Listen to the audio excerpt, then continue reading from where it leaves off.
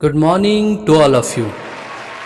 परमेश्वर ने आज आपके लिए उत्तम आशीषें संजोई हैं और महान प्रतिज्ञाओं से आपके लिए अपने वचन के द्वारा बहुत सारी आशीषें रखी हैं। आज हम जिस विषय में बात करने जा रहे हैं वो है वीर योद्धा के समान अपने व्यवहार को बनाए रखने के विषय में। हम में से हर कोई किसी न किसी प्रकार से कोई ना कोई युद्ध जरूर लड़ रहा होगा।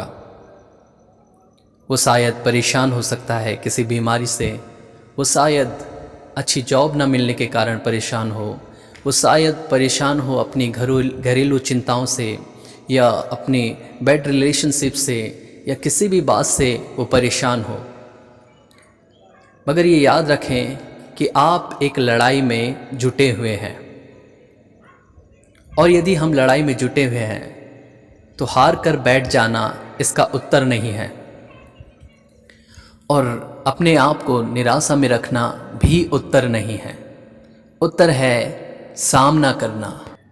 जिस प्रकार एक वीर योद्धा जब युद्ध क्षेत्र में घुस जाता है तो उसके पास दूसरा कोई उपचार नहीं होता सिवाय इसके कि वो अपनी लड़ाई लड़े। हम भी इसी प्रकार के आत्मिक युद्ध में घुसे हैं और हमें अपनी लड़ाई स्वयं ही लड़नी होगी। मगर अब हम कहेंगे कि वो लड़ाई तो हम हाथ और पैर से लड़ सकते हैं या किसी अस्त्र और शस्त्र से लड़ सकते हैं, मगर आत्मिक युद्ध कैसा लड़ा जाए? इस युद्ध को लड़ने का साधारण तरीका है एक योद्धा के समान व्यवहार करें।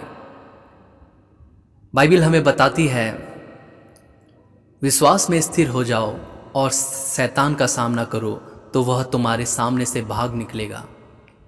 स्थिरता और सामना करना ही हमारी परेशानियों का उपचार है।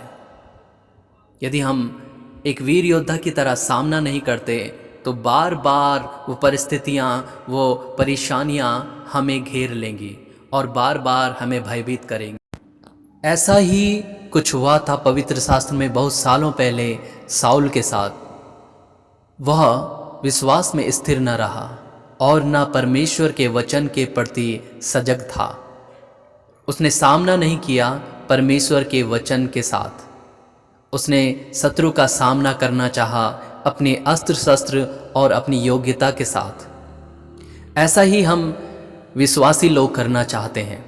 आज हमारे जीवन में शायद कुछ ऐसी बीमारी होगी जिसका समाधान डॉक्टरों के पास या किसी भी दुनिया के किसी भी व्यक्ति के पास ना होगा, मगर ये जान लीजिए कि उसका समाधान परमेश्वर के पास है। आपकी कोई ऐसी समस्या होगी जिसका पर्सनली कोई समाधान किसी व्यक्ति के पास नहीं होगा, वो आपके रिश्ते को बहाल नहीं कर सकता, मगर ये जान लीजिए ऐसा समाधान परमेश्वर के पास है। हमें स्मरण रखना चाहिए जब हम सामना करें तो वचन को अपने मध्य में रखें और वचन की तलवार को अपने हाथों से चलाएं। यही कुछ किया था दाऊद ने जब गोलियत से उसका सामना हुआ। उसने एक वीर योद्धा के समान व्यवहार किया। उसने एक वीर विश्वासी के समान व्यवहार किया। वो जानता था कि मेरी ओर से जो लड़ने वाला है वो कौन है और कहाँ से आता है। वो जानता था कि वो पवित्र सेनाओं का यहोवा है जो मेरी ओर से मेरा युद्ध लड़ने वाला है। और यही दाऊद ने किया। एक अच्छे योद्धा के समान वो बस अपने युद्ध में खड़ा रहा और जब गोलियत को ललकारा तो सेनाओं के यहोवा के नाम से ललकारा। हम अक्सर भूल जाते हैं अपनी परेशानियों में परमेश्वर का नाम लेना, या हम उसे सामर्थ्य नहीं जानते, मगर दाऊद ने ऐसा बिल्कुल नहीं किया। साउल अपनी परेशानियों से परेशान था, वो युद्ध हार रहा था, मगर दाऊद कहता है मैं सेनाओं के यहोवा के नाम से आता हूँ और आज ही तेरी सारी सेना को, आकाश के पक्षियों को छितरा दूंगा। और यही उसके विजय होने का कारण हुआ। मेरे प्रियों, ऐसी बहुत सारी समस्याएं हमारे जीवनों में हैं, मगर आज लड़ने के लिए तैयार हो जाएं सेनाओं के यहोवा के नाम से। वो आता है और आपकी सारी समस्याओं का समाधान उसके पास है। वो छुटकारा, वो चंगाई, वो रिहाई, जो भी आपको चाहिए, आप बस डट जाएं और खड़े रहें समान उसके समान जो आत्मिक योद्धा है। हमेशा अपने हथियारों को बांध लीजिए। इसीलिए इफिसियों परमेश्वर का वचन बताता है कि अपने हथियारों को बांध लीजिए। हमें अपने हथियारों को बांध लेना होगा जो परमेश्वर ने हमें दिए हैं और शत्रु का सामना करना होगा। ये संसारिक हथियारों से हम नहीं जीत सकते, मगर आत्मिक हथियार बहुत ही सामर्थी होते हैं। इसलिए स्मरण रखें, एक अच्छे योद्धा के समान डिगे रहें और परमेश्वर की बातों पर यकीन करें। स्मरण रखें, कई हजार परेशानियों के ऊपर एक सामर्थी वचन हावी हो सकता है। वो आपके जीवन को इस कदर बदल देगा जिसका समाधान किसी भी मनुष्य के पास नहीं होगा, जिसकी चंगाई, जिसकी रिहाई और छुटकारा, वो स्वतंत्रता और संबंधों में प्रेम किसी मनुष्य के पास नहीं होगा।